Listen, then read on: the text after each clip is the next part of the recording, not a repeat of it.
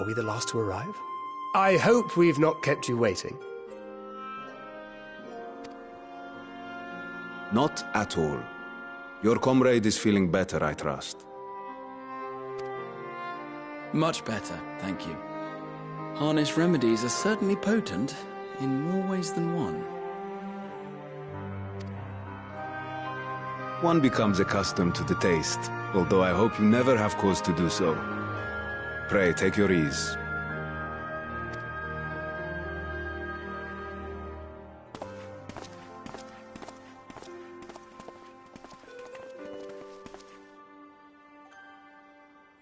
Full glad I am to see you all unharmed.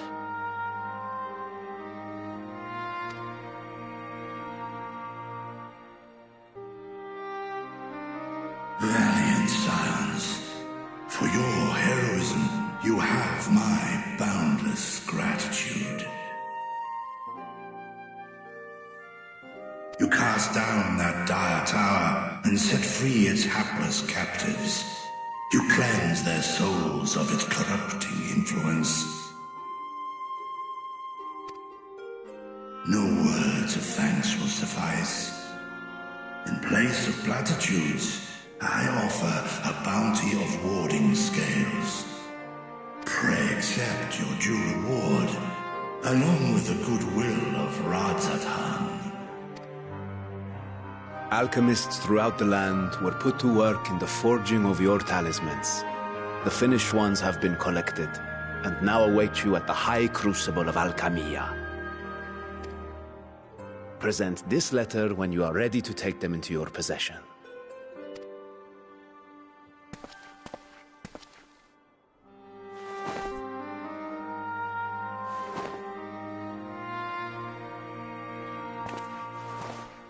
We are humbled by your generosity.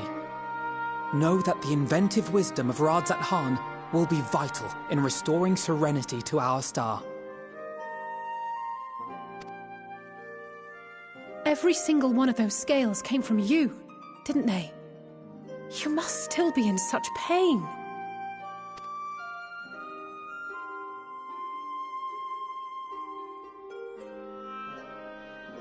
"'Tis of no moment. A mere annoyance compared to the dreadful suffering inflicted upon this land and its people.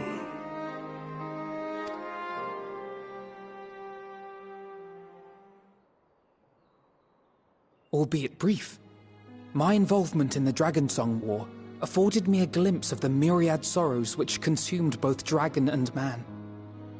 Though you were half a world away, such tragedies as befell your kin must have affected you deeply.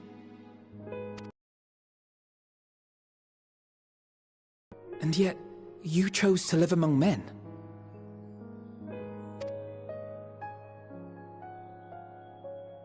In the age when that conflict first bloomed, my choice had already been made. In some distant place, man slew dragon, and dragon slaughtered man. Yet no hate could I muster for those smiling faces which did look to me for guidance. Not even my brother's righteous rage could rally me to his cause. I huddled here, secret and still, hoping against hope that which I had built would remain untouched by the chaos and carnage.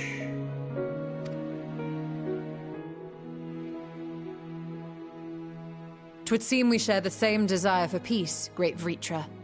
To that end, I wonder if we might trouble you with another question. The Telophoroi are intent on recreating the final days, an apocalyptic event which we know to predate the sundering of the star. As the longest lived among us, know you aught of this terrible cataclysm?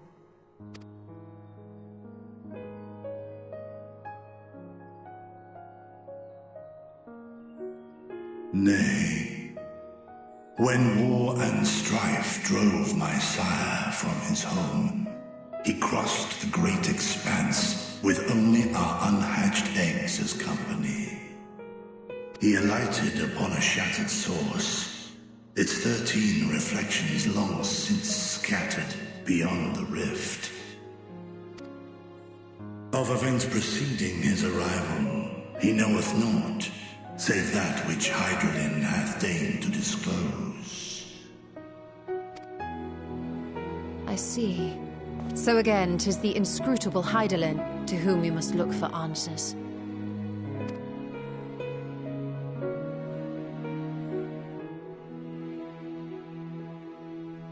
Seek you to divine the will of this star? If so, I have a tale which may afford you some small comfort. 'Tis a story from my youth, many, many years ago. To my sire, I once posed the question, of all the stars in the sky, why didst thou settle upon this one? To which Midgardsormr did reply, 'twas the last bastion of hope. He believed, so long as Hydralin endured, so too might dragonkind. Solemn and portentous were his words. What deeper meaning they held, I could not, dared not pursue. 'Tis a stone I've left unturned ever since. Yet take you solace in the knowledge that whatsoever Hydralin does strive towards, 'tis an ideal which hath earned my sire's conviction.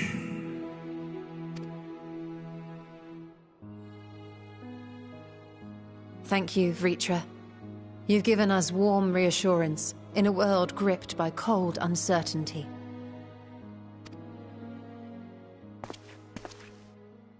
While I'm sure we all have a great many questions, I think it's time we collect the talismans and be on our way. Our fight against the Telophoroi is far from finished.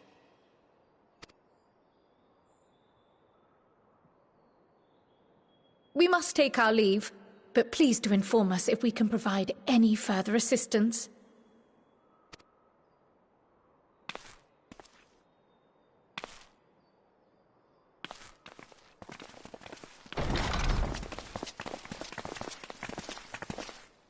Prithee, a moment. There is one whom my sire hath judged worthy of honor and respect. The one known to men as Eorzea's champion. This hero of renown and rumor, 'tis thee.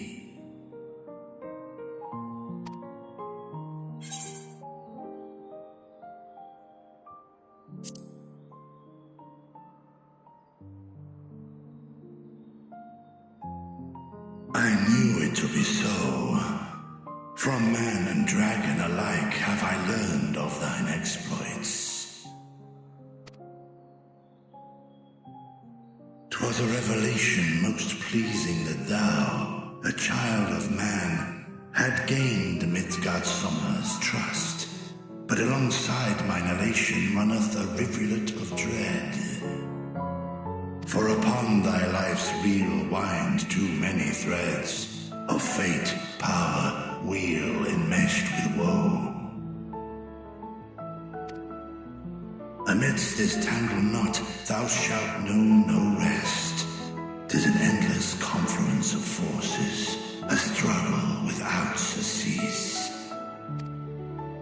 More terrible still is the attrition wrought upon thy companions, as they are swept up in the storm of thine existence.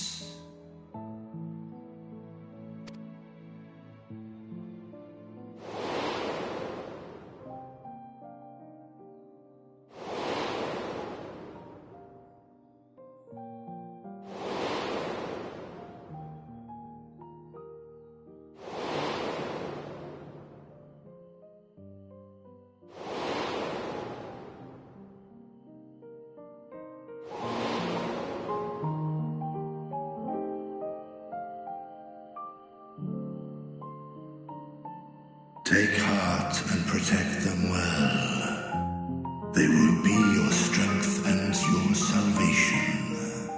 The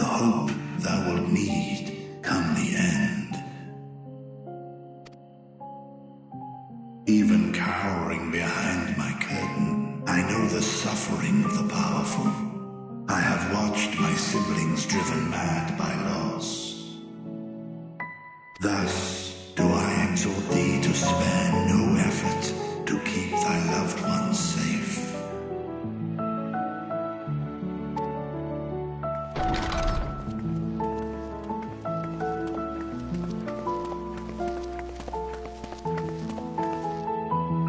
Apologies. We hadn't meant to interrupt. It's just that we do have a history of suddenly collapsing, and when you didn't follow us out... 'Tis I who must apologize. I have detained your champion overlong with idle chatter. Go. At war's end, I pray I welcome thee back into my hall, where together with thy joyful comrades, you may toast your triumph.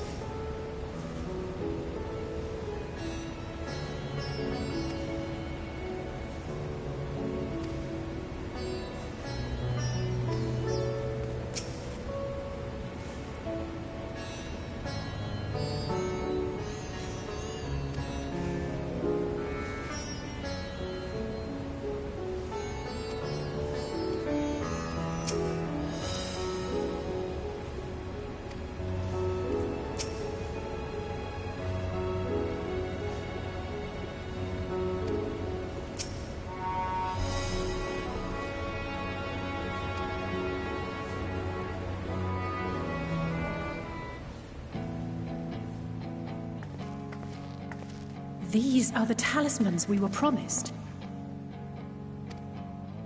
Yes, and I made a quick count. There are far more than we could have hoped for.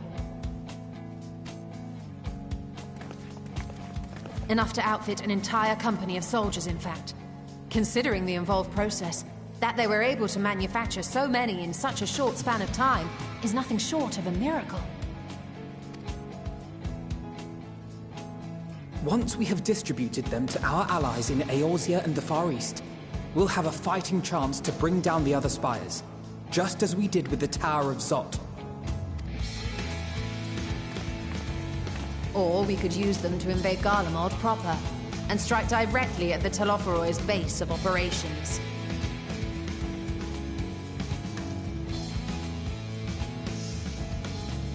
Of course, we would need to consult with various Alliance leaders before such a drastic measure could even be contemplated. To which end, I could set out forthwith and present the idea to each of our allies in person. Pray allow me to undertake some few of those journeys. I find myself restless and in need of purposeful duties. I can head eastward. Bosnia and Dalmasca are just a short hop from here. And Doma's shinobi network should come in handy for passing on the word. We shall share the burden then.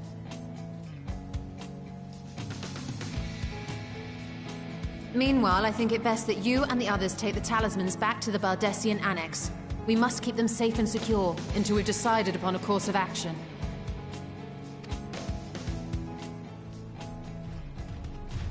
Please, I must speak with you.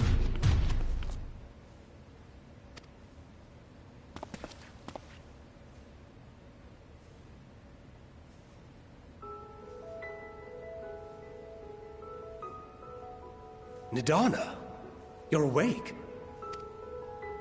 Yes. When I spoke with the carer at my bedside, she told me that one of the scions, a young woman, had cleansed me of the tower's corruption. It seems I'd been asleep ever since the treatment. But when I awoke and learned you were all still here, I knew I had to come.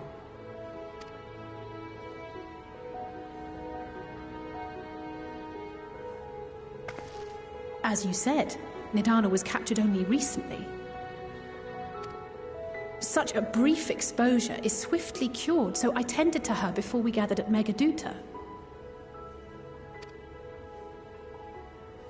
And I am truly grateful that you did.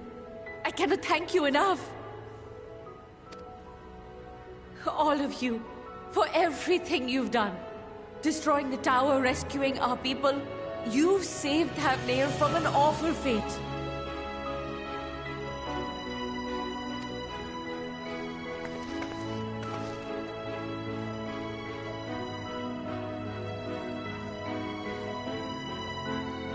Yet who hath truly saved whom? Due in no small part to thine inspirational courage, the alchemists were successful in reproducing warding scales of proven efficacy. Replications of thy work now stand ready to travel across the seas, unto the hands of those who might wield them against this rising evil.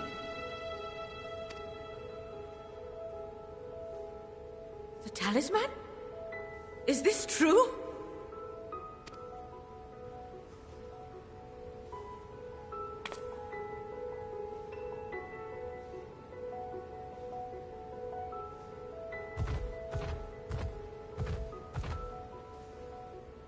Oh, I was so groggy from sleep. I didn't even think to ask.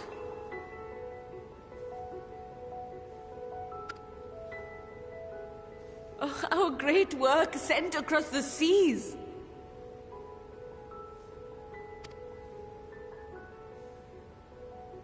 It was worth it. Oh, it was all worth it.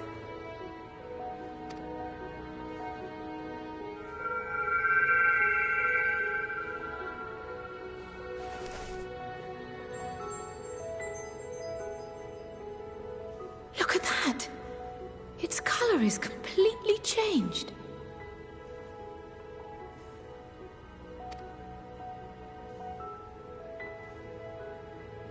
What do you have there?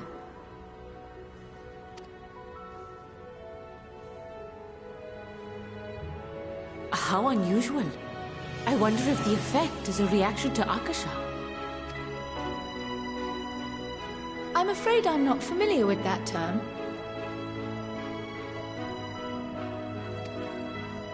Akasha? It is one of the unseen energies defined by Harnish alchemical theory. Though a gross oversimplification, some describe it as an essence influenced by feelings. You imply that it is distinct from ether? Us foreign scholars often conflate the two, but we see them as separate concepts. Ether is an energy which permeates the land. It exists within animals, objects, even the air we breathe, affecting all through which it flows.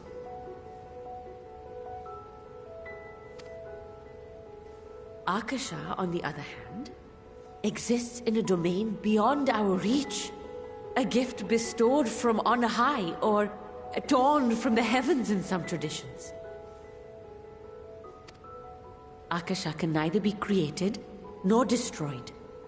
It is beyond our power to purposefully alter or manipulate. The only thing observed to influence it is an abundance of, I want to say, spiritual emotion.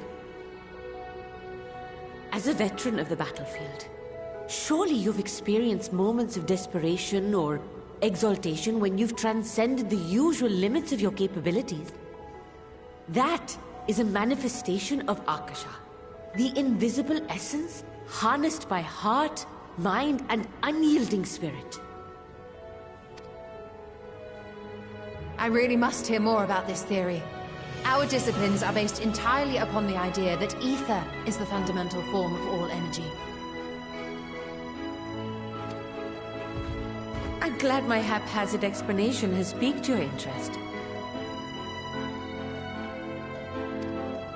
But even for us, Akasha is a somewhat abstract field of study. A lack of practical application lends itself poorly to formalized research. Which is why my analysis of your flower can amount to little more than idle speculation. I am sorry. Nonsense! You have nothing to be sorry for. Your insight is much appreciated.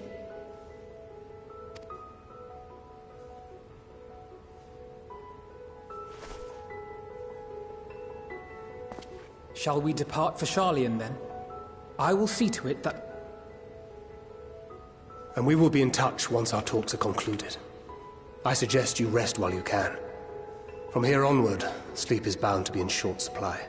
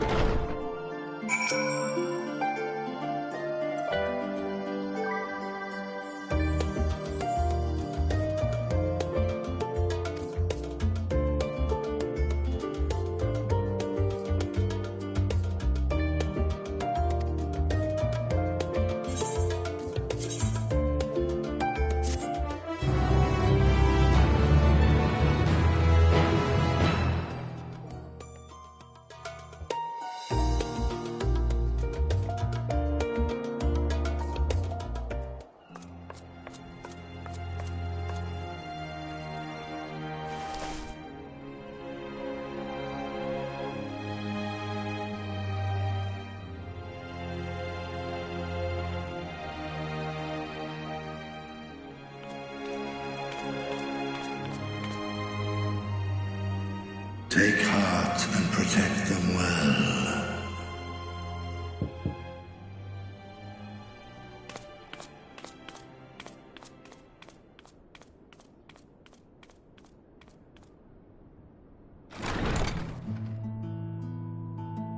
Good, you're here. You haven't eaten yet, have you? We've bought quite a spread if you're interested. Only the finest dining from the last stand.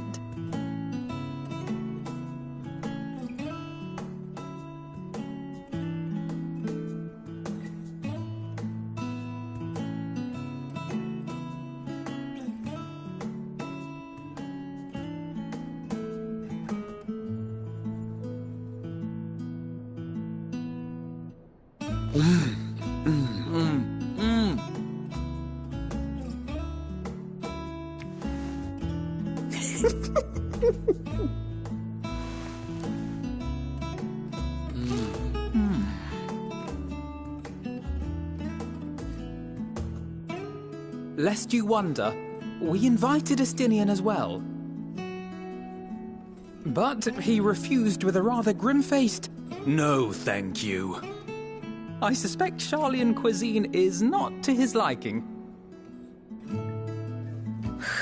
Oh, I don't know about that. Perhaps our lone wolf just needed some time apart. What? To perfect his brooding stare? Next time, I'll drag him out by the ear, sit him down in front of a Sharlayan feast, and see that he eats every last bite. An excellent idea. Of all people, warriors must take proper meals and rest if they are to maintain a healthy constitution. Poor Estinian, beset on all sides.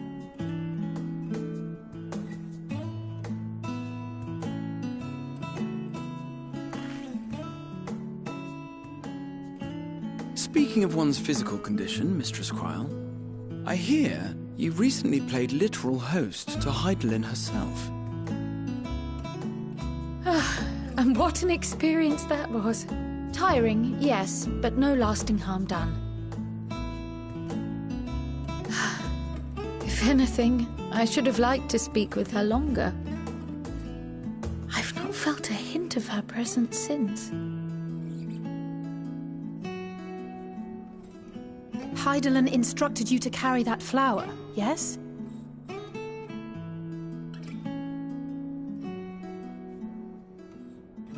Twill be your guide, test and proof of your conviction. And then something about seeking joy in darkness, was it? Come to think of it, isn't that what happened with Nidana back in Radz-at-Han? The flower did seem to radiate a joyful glow, as if reflecting the elation we all felt, the relief of a people with renewed hope. Indeed, and in turn I felt buoyed by that radiance. 'Twas akin to spotting a beacon and knowing we were on the right path. I know we've not yet triumphed over the Telophoroi, or learned the full breadth of the Forum's plans. But even within the midst of our struggles, we find small moments of joy to sustain us. Rare and hard-won perhaps, but it is this pursuit of happiness that gives us the strength to carry on day after day.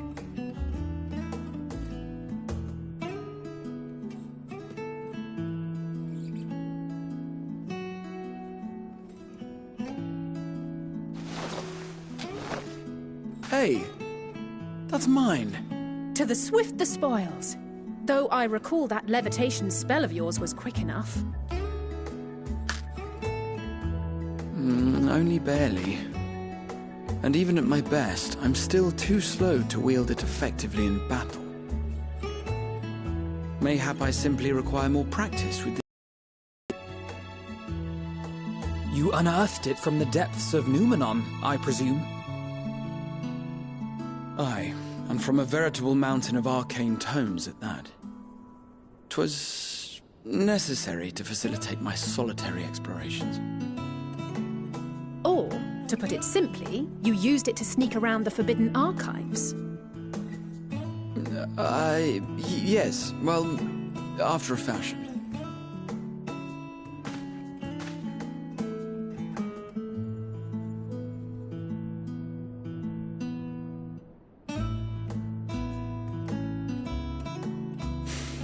They're tall, you see. The shelves, they're too tall for me. And I could hardly move the library's platforms without attracting attention now, could I? Oh.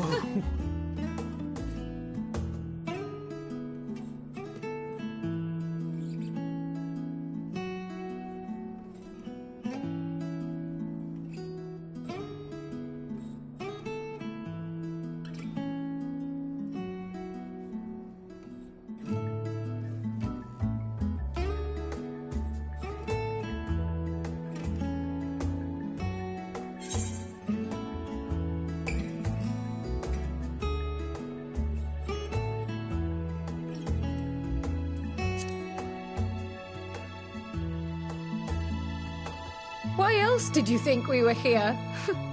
Surrender to thy fate, O champion.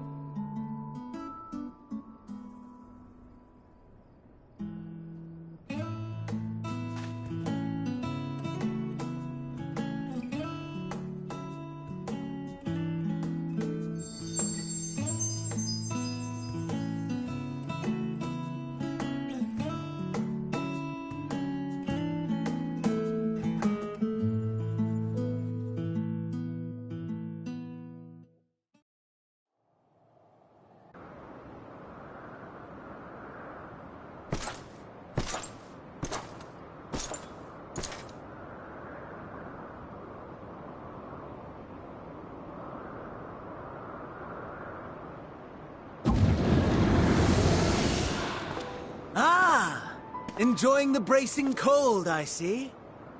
Do you not own a warm coat or a cloak? Something in fur? Or fashioned from the skins of your enemies? Or... well, never mind that. I come to you once more as the bearer of bad news. Our tower in Thavnair has been toppled. And I need not tell you by whom. Given how many we have at our disposal, the loss of a single spire is hardly fatal to our plans. It does, however, slow the rate at which we siphon ether. If they continue to preoccupy themselves with the towers, then all will be well. But should our foe prove bold enough to strike at us here, then the timing becomes questionable.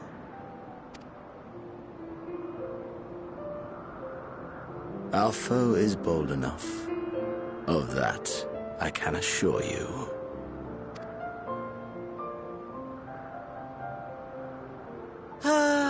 Yes, very well then. I suppose I must prepare a proper welcome. Honestly, talk of your nemesis is the only thing you seem to enjoy. Does nothing else spark your interest?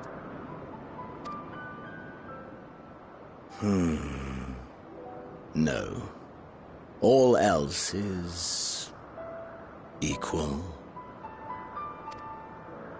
Equally tedious. Equally disappointing. The world is a tepid bog into which we sink, too weak to thrash as the mud clings to our eyes and fills our throats till we blissfully choke.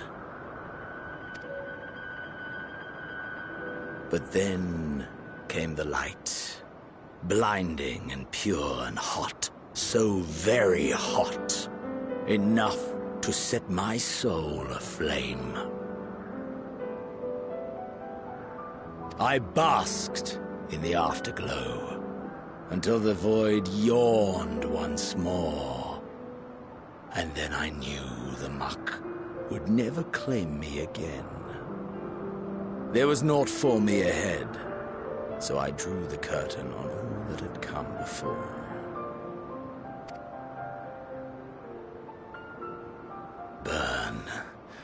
Burn. Let the whole star burn. I will have my contest. I will reclaim my moment.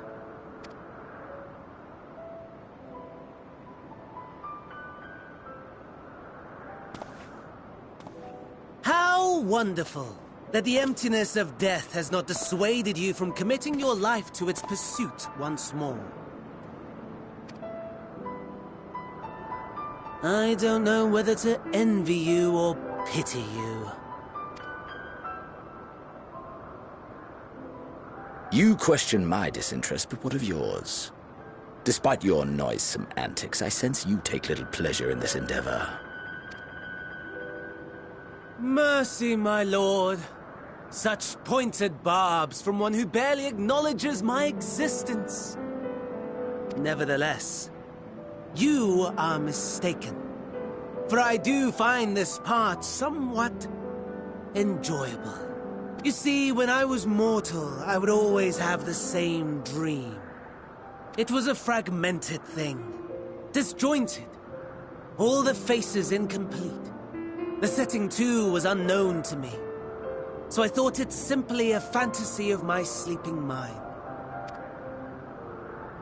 Until one day, I realized it was showing me the truth, much as your dream of the final days enlightened you.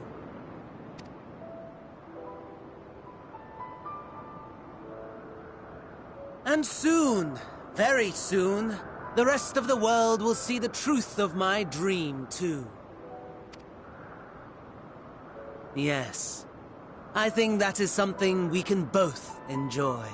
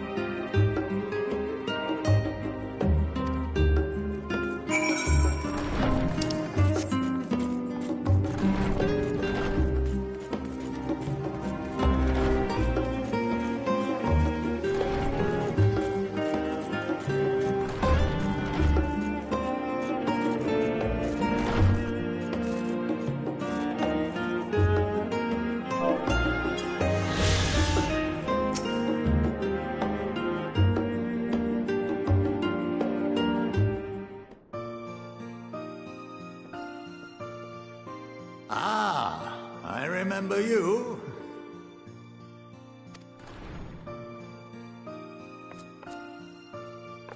I pray we have not caught you at an inopportune moment. We wanted to offer our thanks for your kind words in the forum.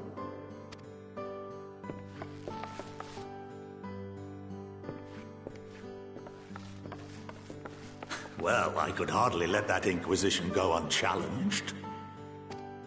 I've always believed that curiosity should be nurtured, not stifled. Thankfully, a majority of my colleagues agreed.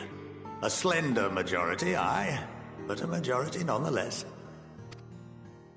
Had the vote not gone our way, we would be having a very different conversation, if any at all. Though I'd like to think you would have not given up on our cause. I'm told you paid a visit to the Annex afterwards. Yes, that's right. I was hoping to speak with the grandchildren of my dearly departed friends Galuf and Louisoix in a less dour setting. But it seems I just missed you.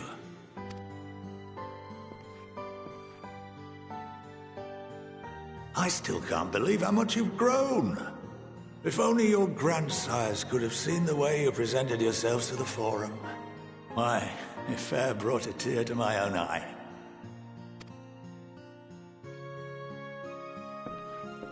You must have the patience of a saint, putting up with this lot and their antics. Never mind Matoya's prize student. Luckily, I know a thing or two about managing unruly younglings. If you ever need advice, don't hesitate to ask.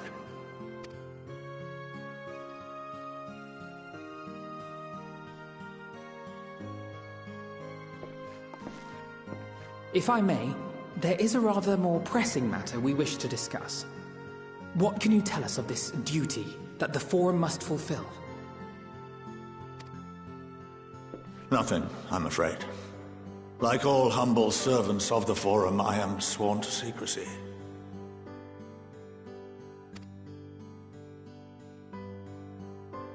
Or rather, I couldn't tell you if I tried. Our duty is of the gravest importance.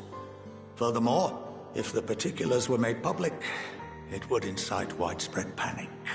As such, those entrusted with this duty have been bound by an enchantment, which prevents us from speaking of such matters without the express permission of the Forum. How is that even possible?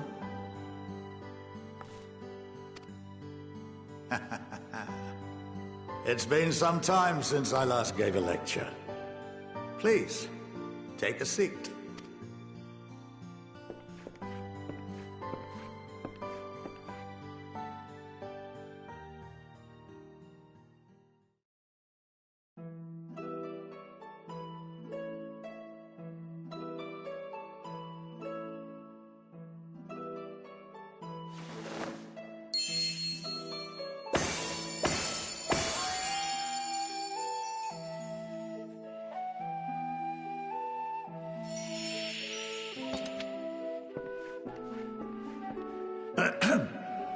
We shall begin by reviewing the fundamentals of etherology. The ether, which imbues us with life, can be categorized into three forms. Two are of the incorporeal sort, the soul, and the memory. Can anyone tell me the third?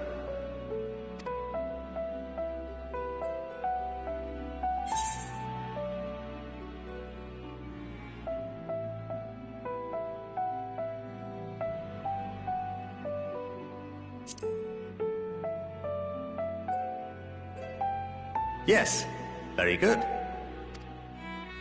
This is the form with which the layman is most familiar.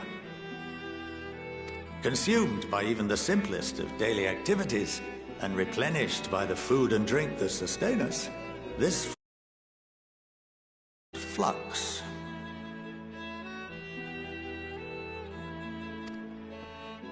In contrast, the ether that comprises the soul is rarely subject to dramatic change. The same can be said for memory, as the two are intrinsically linked.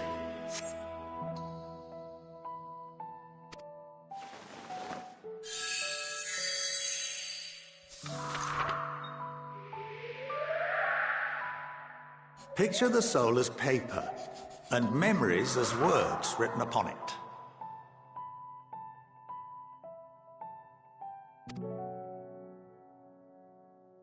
Now, what would happen if that paper was doused with ink? The same type of ether as comprises the memories.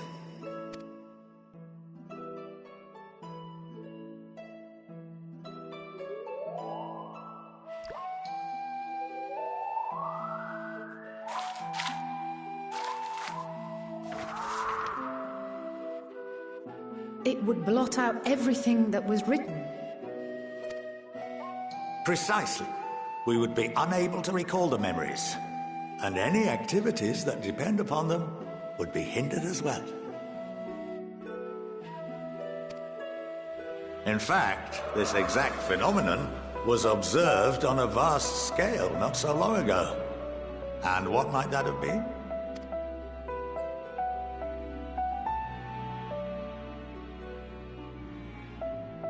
The seventh Umbral Calamity. The people of Eorzea vividly recall Bahamut breaking free of the Lesser Moon and raining hellfire down upon the realm. But no one could seem to remember the events that followed immediately afterwards. Indeed. To this day, we have yet to determine whether it was an unintended consequence or a deliberate act. The enchantment which binds me and the rest of the Forum is based on a similar principle. And yes, it is a contravention of the Sharlayan prohibition against the practice of memory manipulation. Only when a new member is inducted and told of our great duty are they subjected to the process. A necessary evil. You have my word that it would never be used to manipulate the populace? I should hope not. But can this enchantment be dispelled and your memories restored? If 9/10 of our members give their approval, then the process may be reversed. Then, and only then, would we be able to speak freely to others of our sacred duty. Barring that, we must wait until we return to the ethereal sea.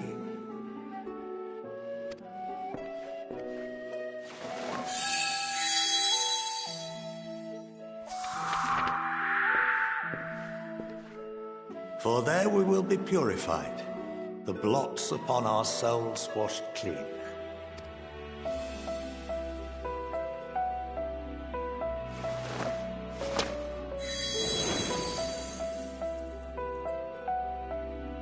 And our memories drift apart and dissolve, rather defeating the purpose, I suppose.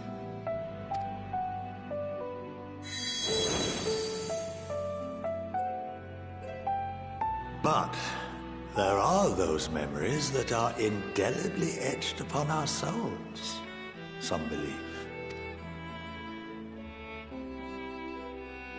What happens after that? We are reduced to pure ether, coalesce with that of others, and create souls anew. Alternative schools of thought assert souls remain whole and return to the corporeal world, reborn into another form. Both theories have their proponents. Personally, I consider each equally probable.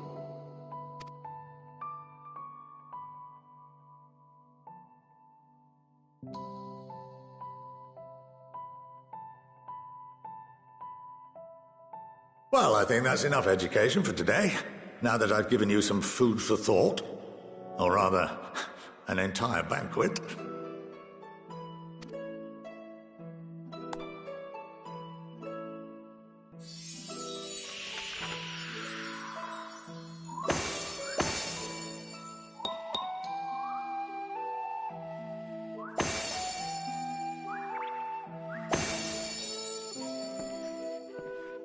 I would remind you that although I'm unable to assist you with certain matters, the resources at my disposal may still be of use to you. I'll arrange for you all to be given the run of Phenomenon. Of course, as associate to our alumni and the students of Valdesian, this privilege is extended to you as well, my friend.